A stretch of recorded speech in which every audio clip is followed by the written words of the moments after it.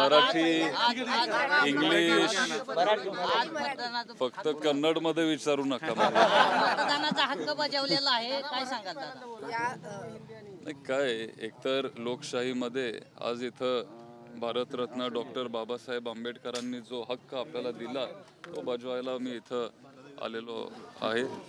आणि दरवेळेला आम्ही इथंच काटेवाडीमध्ये येत असतो आणि आमचा हक्क आम्ही तिथं बजवत असतो. मतदारांना काय आव्हान कराल?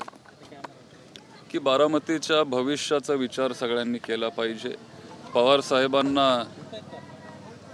मनात ठेवून तिथं मत द्यायला गेलं पाहिजे.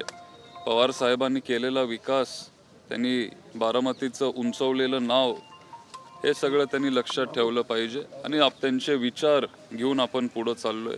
आपण पवार साहेबांना सोडलं नाही, त्यांच्यासोबत आपण राहिलो.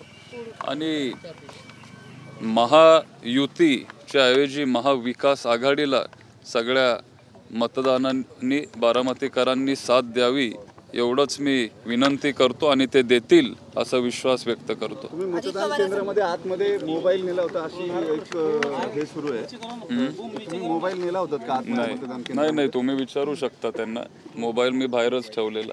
पाहिजे असेल तर जिथं जे ऑफिसर आहेत त्यांना जाऊन तुम्ही विचारा, मग तुम्हाला काय खरं काय खोटं ते कळेल. दुसरा एक मुद्दा बिटकॉइनच्या मुद्द्यावरची ही निवडणूक आहे आणि आम्ही विकासासाठी ही निवडणूक लढलो. आता विकास ठीक आहे, मान्य असेल, आम्हाला पण विकास करायचा आहे, पण शाश्वत विकास करायचा आहे. सर्वसामान्य जनतेचा विकास करायचा आहे.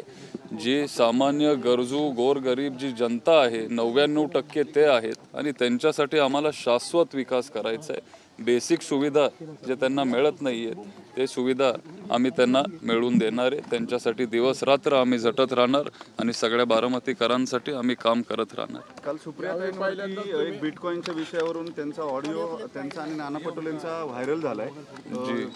त्याच्यावरून भाजपनं जोरदार टीका केली आहे. 5 प्रश्न सुप्रिया सुळेंना विचारले.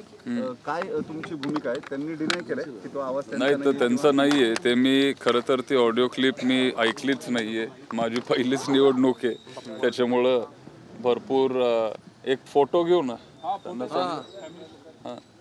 भरपूर माझीच धावपळ होती, त्याच्यामुळे ते बघायला वेळ मिळाला नाही. अजित दादा म्हणतात तो आवाज सुप्रियाताईंचाच आहे. मी नाना पटोलेचा आणि त्यांचा आवाज ओळखतो खूप दिवसापासून. व्हायला पाहिजे असं त्यांची मागणी.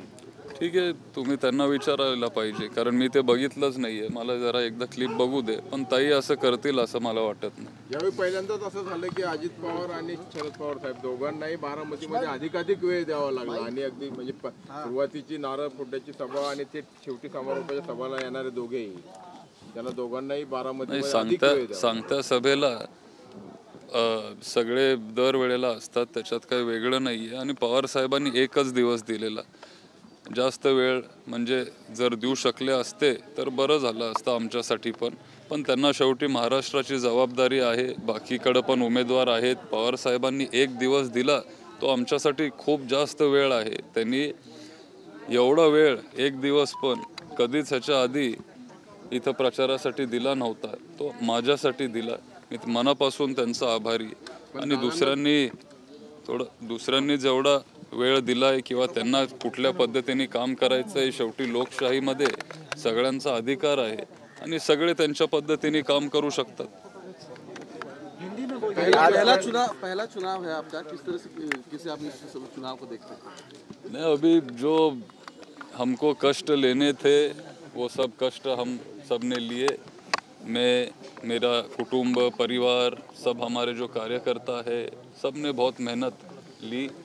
और अभी सिर्फ हम सब बूथ पे जाके कुछ गलत या अलग नहीं हो रहा है, अभी यही देखना है. और अभी मेहनत का फल हमको 23 तारीख को मिलेगा, ये विश्वास है. सिंपैथी की राजनीति हो रही है, ऐसा आरोप है.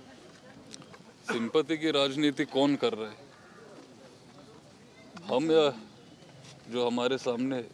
दादा का कहना था कि उस दिन जैसे टेक्सटाइल पार्क का इंसिडेंट हुआ, वो वीडियो आपकी तरफ से ठीक है. अभी अगर आपने अच्छे से फॉलो किया होता बारामती का कैंपेन तो आपको पता चलता है कि सिंपैथी का राजनीति कौन कर रहा है.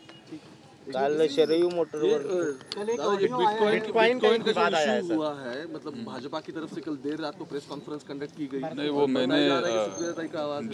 मैंने वो देखा नहीं है। मेरा आपने ही कहा अभी मेरा पहला ही इलेक्शन है, इसलिए मैं उसमें ही बहुत व्यस्त और बिजी था, तो इसलिए वो मैंने देखा नहीं है, सुना नहीं है, अभी तक वक्त ही मिला नहीं।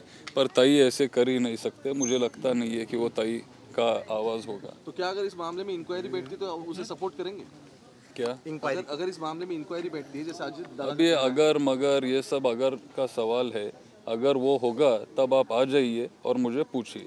अजितदादांनी म्हटलंय की मला बारामतीकर मोठ्या मताधिक्याने निवडून देतील, त्याबाबत काय सांगा? हां अजितदादांनी म्हटलंय की मला बारामतीकर मोठ्या मताधिक्याने निवडून देतील. मला पण बारामतीकर मोठ्या मताधिक्याने निवडून देतील. 23 तारखेला गुलाल तुमचाच असणार. 100%.